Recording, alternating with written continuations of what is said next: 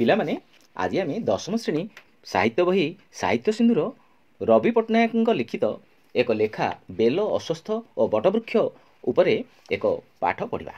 ଯେପରିକି ଲେଖକ ଏଥିରେ ଏକ ଚରିତ୍ର ରଖିଛନ୍ତି ଯାହାର ନାଁ ନଟବର ବାବୁ। ସେ ନଟବର ବାବୁ ତାଙ୍କର ଗାଁକୁ ଆସୁଥିବା ଅବସ୍ଥାରେ ତାଙ୍କର ଯେଉଁ ଚିନ୍ତନ, ତାଙ୍କର ଯେଉଁ ବିବେକ ଅନୁବୋଧନ କଥା ସେ ଚିନ୍ତା କରିଛନ୍ତି ତାହା ଏଥିରେ ଉଲ୍ଲେଖ କରିଛନ୍ତି। ଲେଖକ ତାଙ୍କର ଯେଉଁ ଚରିତ୍ର ରଖିଛନ୍ତି ନଟବର ବାବୁ, ସେ ନଟବର ବାବୁ ଗୋଟିଏ ତାର ପାଇଛନ୍ତି। ତାର ଅର୍ଥ ଟେଲିଗ୍ରାମ। ସେ ଭୁବନେଶ୍ୱରରେ ଚାକିରି କରନ୍ତି ଏବଂ ବହୁ କୁଟୁମ୍ବୀ ପ୍ରାଣୀ। ସେ ପରିବାର ଧରିକି ରହିଥିବାରୁ ସେ ତାଙ୍କ ମାଆଙ୍କର କଥାକୁ ବିଶେଷ ଭାବରେ ଧ୍ୟାନ ଦେଇପାରନ୍ତି ନାହିଁ। କିନ୍ତୁ ହଠାତ୍ ତାଙ୍କର ବିଧବା ମା ତାଙ୍କୁ ଗୋଟିଏ ଟେଲିଗ୍ରାମରେ ଗାଁକୁ ଆସିବାକୁ ନିର୍ଦ୍ଦେଶ ଦେଇଛନ୍ତି ଏବଂ ସେ କାହିଁକି ଟେଲିଗ୍ରାମଟି ତାଙ୍କ ପାଖରେ ପହଞ୍ଚିଛି, ଟେଲିଗ୍ରାମ ପାଇଲା ମାନେ ସେ ଛାନିଆ ହୋଇଯାଇଛନ୍ତି।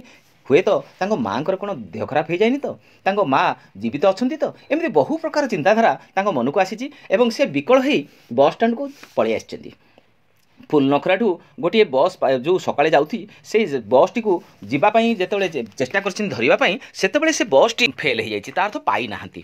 ତେଣୁ ପରବର୍ତ୍ତୀ ସମୟରେ ସେତେବେଳେ ଲେଖକଙ୍କ ଭାଷାରେ ଗୋଟେ କୁଜି ବସ୍, କୁଜି ଗାଡ଼ି, ଯାହାର କି ଛୋଟିଆ ଗାଡ଼ି, ସେ ଗାଡ଼ିରେ ବସି ସେ ବର୍ତ୍ତମାନ ତାଙ୍କ ଗାଁକୁ ଫେରିଛନ୍ତି ଏବଂ ଗାଁର ଯେଉଁ ବସ୍ଷ୍ଟାଣ୍ଡ ସେଠି ପହଞ୍ଚିଲା ପରେ ପ୍ରଥମେ ଏତେ ଜୋରରେ ଖରା ହେଇଛି, ବୈଶାଖର ନିଦାଗ ଖରା ତାଙ୍କୁ ତାଙ୍କ ଆଖିକୁ ଜାଲଜାଲୁଆ ଦେଖାଯାଉଛି।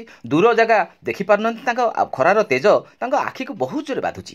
ସେହି ଅବସ୍ଥାରେ ଖରାରୁ ରକ୍ଷା ପାଇବା ପାଇଁ, ଗ୍ରୀଷ୍ମର ନିଦାଗ ଦାଉରୁ ରକ୍ଷା ପାଇବା ପାଇଁ ସେ ପାଖ ଦୋକାନୀ ବସ୍ଷ୍ଟାଣ୍ଡର ସେଠି ତାଙ୍କର ଜଣେ ଜଣାଶୁଣା ଜଳଖିଆ ଦୋକାନୀ, ଯାହାର ନାଁ କି ହରିଗୁଡ଼ିଆ, ସେ ହରିଗୁଡ଼ିଆର ଯେଉଁ ଚାଳିଆ ଭିତରକୁ ସେ ପ୍ରବେଶ କରିଯାଇଛନ୍ତି ଏବଂ ସେତେବେଳେ ହରିଗୁଡ଼ିଆଟି କ'ଣ କରିଛି ନା, ଯେହେତୁ ଗାଉଁଲି ଦୋକାନୀ, ଜଳଖିଆ ଦୋକାନୀ, କେହି ଗ୍ରାହକ ସେମିତି ନାହାନ୍ତି, ତେଣୁ ସିଏ କ'ଣ କରିଛନ୍ତି, ଶୋଇପଡ଼ିଛନ୍ତି। ସେ ତାଙ୍କର ଚାକର ଟୋକାଟିକି ସେ ନିର୍ଦ୍ଦେଶ ଦେଇଛନ୍ତି ଯେ ଆରେ ତମ ହରି ବାବୁ ଅଛନ୍ତି ନା ନାହିଁ। ସେତେବେଳେ ହରିବାବୁ କାନେଇଛନ୍ତି, ଆରେ ନଟବର ବାବୁ, ଏ କଥାଟି ସେ ଚମକି ପଡ଼ିଛନ୍ତି, ଆରେ କ'ଣ ପାଇଁ, କେମିତି ଏ ଅବଳେଟାରେ, ଏ ଖରାବେଳଟାରେ ତୁମେ କେମିତି ଆସିଲ।